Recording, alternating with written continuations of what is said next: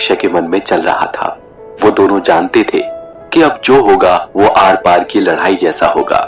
मिष्टी अक्षय के साथ अपने आप को सेफ महसूस कर रही थी, पर अक्षय इस बात को जानते थे कि अब जो होगा वो उतना आसान नहीं होगा। वो जो भी है मिष्टी तक जरूर पहुंचेगा।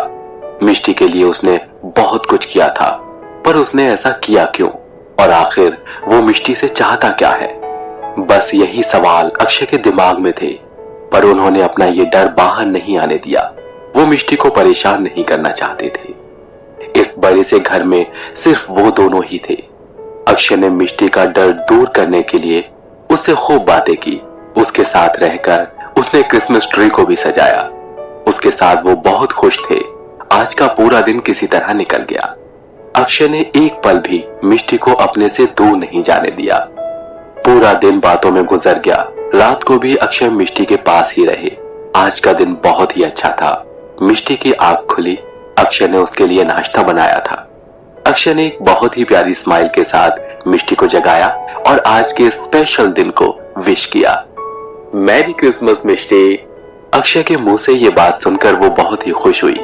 मिष्टी ने नाश्ते की तरफ देखा और खुश होते हुए कहा, वाओ, ये सब तुमने बनाया है?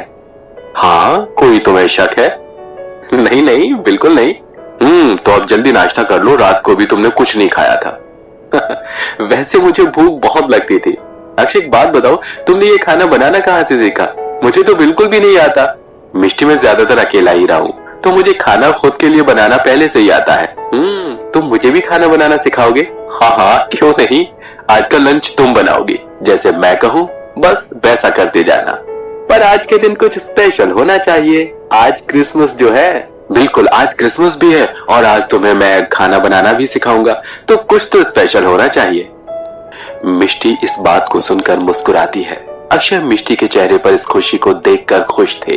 अक्षय ने कहा, तुम जल्दी से रेडी हो जाओ, मैं बाहर हॉल में रुकता हूँ। मिष्टी ये सुनकर एक स्माइल करती है और अक्षय वहां से बाहर चले जाते हैं। मिष्टी रेडी होकर बाहर आई। आज उसने एक शॉर्ट और एक टी शर्ट पहना था। उसके खुले गीले बालों में उसे देखकर अक्षय उसे देखते ही रह गई। मिष्टी आज बहुत ही खूबसूरत लग रही थी।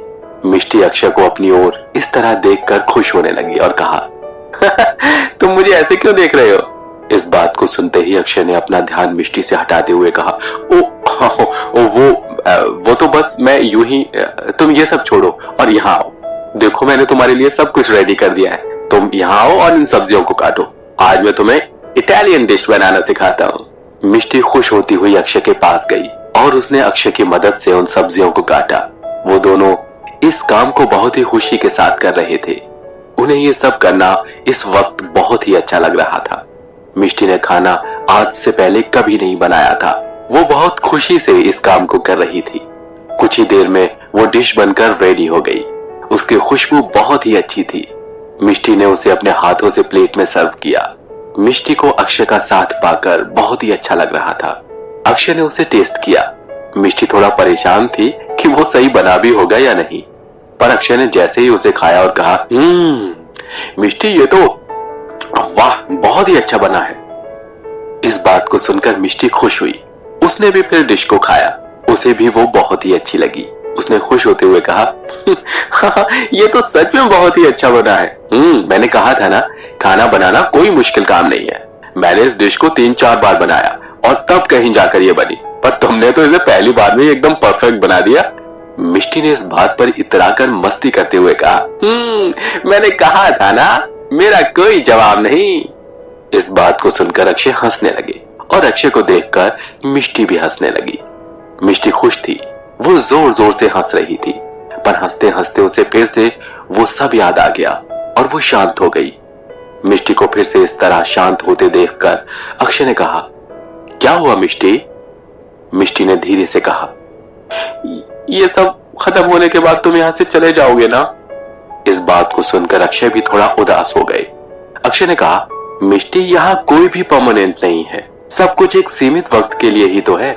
ये सब जो हो रहा है वो भी कहीं ना कहीं तो जाकर रुकने वाला ही है ना, और फिर मेरा काम खत्म होने के बाद मुझे जाना तो होगा ही ना। मिष्टी इस बात को सुनकर उदास थी। उसने अपने उदास चेहरे से कहा, क्या तुम मुझे छोड़कर चले जाओगे? तुम मुझे भूल जाओगे? मिष्टी की बात में क्या छुपा था, अक्षय बहुत ही अच्छे से समझ रहे थे। अक्षय ने कहा, मिष्टी, मैं तुम्हें कभी नहीं भूल सकता। और रही बात तुमसे मिलने की, तो मुंबई दिल्ली से है ही कितनी दूर, 4-5 घंटे की फ्लाइट के बाद मैं तुम्हारे पास। हो सके तो तुम भी दिल्ली आ जाना। मिष्टी इस बात को सुनकर थोड़ा खुश हुई। मिष्टी ने कहा, अक्षय, तुम्हारी कोई गर्लफ्रेंड नहीं है? क्यों? तुम ऐसा क्यों पूछ रही हो? मिष्टी ने सीधा ही शर्माते हुए कहा, अगर नहीं है तो क्या मैं तुम्हारी गर्लफ्रेंड बन जाऊं? इस बात को सुनकर अक्षय ने कहा, अरे तुम अभी भी स्कूल में हो, तुमने तो अभी 18 भी प्लस नहीं किया। क्या तुम्हें लगता है कि ये उम्र सही है किसी को बॉयफ्रेंड बनाने के लिए? मैं समझ गई, तुम्हें लगता है कि मैं अभी भी बच्ची हूँ, बट इट्स ओके, मैं 1 साल और वेट कर लूंगी, पर तुम इस बीच में किसी को अपनी जिंदगी में मत ले आना। ठीक है, मैं कोशिश करूंगा, पर इस वक्त तुम अच्छे से खाना फिनिश करो, उसके बाद उस पागल इंसान के बारे में भी हमें सोचना होगा। अक्षय, एक बात बताओ। हाँ बोलो ना।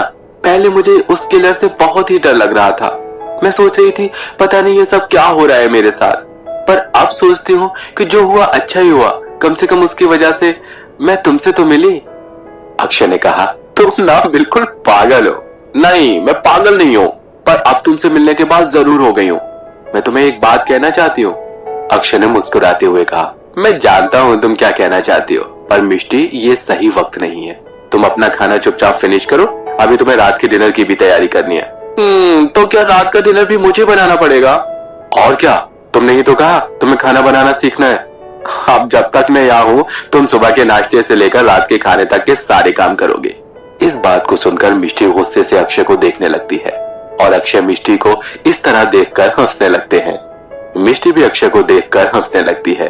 आज का दिन भी यूं ही बातों में गुजर रहा था। अक्षय के मन में बहुत सी बातें चल रही थी, पर उन्होंने अपने अंदर चल रहे ख्यालों को अपने ही अंदर समेटे रखा, उन्हें बाहर नहीं आने दिया। वो मिष्टी को परेशान नहीं करना चाहते थे। शाम हो चुकी थी। Mumbai police station. रानी अपने साथ खड़े पुलिसकर्मी से बात कर रहा था, और तभी पुलिस स्टेशन की सीढ़ियों पर किसी के आने का शोर हुआ। ये वही 16 साल का लड़का था जिसका स्केच लेकर अक्षय घूम रहे थे। किसी का उस पर ध्यान नहीं रहा। वो बेफिक्र अंदर चलता गया, एकदम मासूम और एकदम शांत। उसने अपने आसपास देखा, सब लोग अपना अपना काम कर रहे थे। उसकी नजर सामने खड़े राणे पर गई। वो राणे के पास पहुंचा। उसकी हाइट कम थी। उसने राणे को आवाज लगाई। उसने कहा, सर, पर राणे अपनी बातों में बिजी था। उसका उस बच्चे पर कोई ध्यान नहीं गया। उसने राणे की यूनिफॉर्म को खींचते हुए कहा, सर। राणे की यूनिफॉर्म खींचते ही राणे का ध्यान उसकी ओर गया। राणे अभी भी किसी बात पर हंस रहा था। राणे ने उस लड़के को देखते हुए कहा, क्या हुआ? उस लड़के ने बड़े ही आराम से कहा, सर, मुझे कंप्लेंट लिखवानी है। उस बच्चे के मुंह से बात को सुनकर राणे ने कहा, ठीक है, आओ मेरे साथ। राणे उसे अपने साथ एक टेबल पर ले गया और उसे सामने वाली चेयर पर बैठा दिया। सामने एक पुलिस वाला बैठा था। राणे ने कहा, सर, ये लड़का कोई कंप्लेंट लिखवाना चाहता है। राणे और वो पुलिस वाला उस बच्चे को सीरियस नहीं ले रहे थे। उस पुलिस वाले ने मजाक करते हुए कहा, क्या बात है, आप किस बात की कंप्लेंट लिखवाने आए हो? कहीं किसी लड़की ने तुम्हें छेड़ तो नहीं दिया? इस बात को सुनकर वो पुलिस वाला और राणे दोनों हंसने लगे। उस बच्चे ने हंसते हुए कहा, नहीं सर। तो हीरो, फिर क्या, तुमने किसी को छेड़ दिया? क्या सर, मैं आपको इस तरह का दिख रहा हूँ? अरे भाई, आप मजाक कर रहे हैं। किसी ने तेरा पॉकेट उड़ा दिया या किसी ने तुझे परेशान किया है? हाँ, तू नाम बोल बस, उसे अभी उठाकर तेरे सामने खड़ा कर दूंगा। उसके बाद 2-4 मेरे साथ तुम भी उसे रख देना। हाँ? बस। नहीं सर, आप मेरी बात तो सुनिए, ऐसी बात नहीं है। अच्छा, तो चल बात बता क्या है, हमें भी तो पता चले कि आजकल के बच्चे भी किस तरह की कंप्लेंट लेकर आते हैं। क्यों राणे? इस बात को सुनकर वो बच्चा मुस्कुराने लगा। उसने कहा, सॉरी सर, अब मेरा मन नहीं है कंप्लेंट लिखवाने का। वो पुलिस वाला इस बात को सुनकर पहले तो थोड़ा हंसा, फिर उसे गुस्सा भी आ गया और उसने कहा, अरे जब तुम्हें कुछ नहीं लिखवाना था तो यहाँ क्या करने आया है? क्यों हमारा टाइम बर्बाद कर रहा है? राणे, इस बच्चे को बाहर छोड़ कर आओ। कम से कम मेरे पास किसी को लाने से पहले कुछ सोचा तो करो यार। राणे ने कहा, सॉरी सर, चलो भाई, तुम अपने घर जाओ, ठीक है? वो उसे खड़ा करने लगा। पर तभी बाहर की तरफ एक चीख सुनाई थी। अचानक इस चीख को सुनकर सब लोग हैरान हो गए। रानी और वो पुलिस वाला उस वक्त भागकर बाहर गए। उन्होंने बाहर देखा तो बाहर सभी पुलिस वाले एक जगह इकट्ठा थे। वो सभी जमीन की ओर देख रहे थे। उन्होंने नीचे की ओर देखा तो वहां खून था। वो खून फर्श से होते हुए सीधा राणे और उस पुलिस वाले की ओर आ रहा था। वो दोनों ही बहुत हैरान थे। उन दोनों ने उस खून की बूंदों का पीछा किया जो कि उनके पैर के पास से होकर आ रही थी और वो सीधा उस रूम की ओर जा रही थी। वो दोनों बहुत ही हैरान थे। उन्होंने सामने की ओर देखा जहां सामने ये खून उस लड़के के पास जा रहा था। उसके पास एक थैला था, एक थैला जो नीचे से एकदम लाल था। वो दोनों उस लड़के को बेसुध और हैरान होकर देखते रहे। उस लड़के ने अपने थैले को उठाकर उस टेबल पर रख दिया। वो उसे खोल चुका था। राणे और वो पुलिस वाला कुछ भी समझ नहीं पा रहे थे। दोनों धीरे धीरे उस लड़के तक जाने लगे। उस लड़के के पास पहुंचकर उन्होंने उस बैग की ओर देखा। उस बैग के ऊपर मक्खियां भिनभिना रही थीं। वो दोनों ही चुपचाप उस ठेले के पास गए और उसके अंदर झांकते हुए देखा। उनकी नजरों के सामने था एक छोटे बच्चे का कटा हुआ सर। ये सर अली का था, वही अली जिसकी मौत हजरत अली की दरगाह के पास हुई थी। उस कटे सर को देखकर रानी ने उसी वक्त वहीं उल्टी कर दी और उस दूसरे पुलिस वाले की आंखें फटी की फटी रह गई। उसे तो कुछ समझ ही नहीं आ रहा था। पूरा पुलिस स्टेशन उस रूम के बाहर इस रूम के अंदर चल रहे नजारे को देख रहा था। चारों ओर शांति छाई थी। सब लोग इस मंजर को देखकर हैरान थे और डरे हुए थे। उस बच्चे ने मुड़कर देखा तो वहां बहुत से पुलिस वाले खड़े थे, जिन्हें इस तरह डरा हुआ देखकर उसके चेहरे पर एक मुस्कान आ गई और वो मुस्कान एक हंसी में बदल गई। उसकी हंसी की आवाजें सुन सुनकर सब लोग हैरान थे। सब लोग काफी डरे हुए थे। उसकी हंसी की आवाज उस रूम में इतने सारे लोग होने के बावजूद भी गूंज रही थी। कुछ ही देर में बात आग की तरह चारों ओर फैल जाती है। राणे ने अक्षय को कॉल किया। अक्षय मिष्टी के पास थे। राणे का फोन आते ही अक्षय ने फोन उठाया और कहा, हेलो राणे। राणे ने घबराते हुए कहा, हेलो हेलो सर। हाँ राणे, क्या हुआ? मैं सुन रहा हूँ, बोलो। सर वो पुलिस स्टेशन में है। अक्षय ने हैरान होते हुए कहा, पुलिस स्टेशन में है? पर कौन? सर वो डिलीवरी बॉय। इस बात को सुनकर अक्षय एकदम शॉक्ड हो गए। उन्होंने कहा, क्या तुम सच कह रहे हो? हाँ सर, वो यहाँ खुद आया है।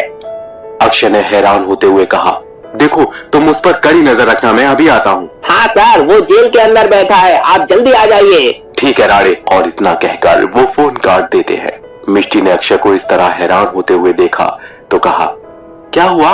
सब ठीक तो है ना? मिष्टी, वो मिल गया। मिल गया? कौन मिल गया? मिष्टी, वही किलर, वो 16 साल का लड़का। वो इस वक्त पुलिस स्टेशन में है, मुझे जाना होगा। ये क्या कह रहे हो? उसे किसने पकड़ा?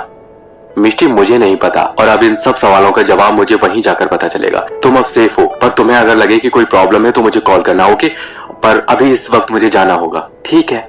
अगर वो सच में पकड़ा गया है तो मुझे डरने की जरूरत नहीं है ना? हाँ मिष्टी, तुम यहीं रुको।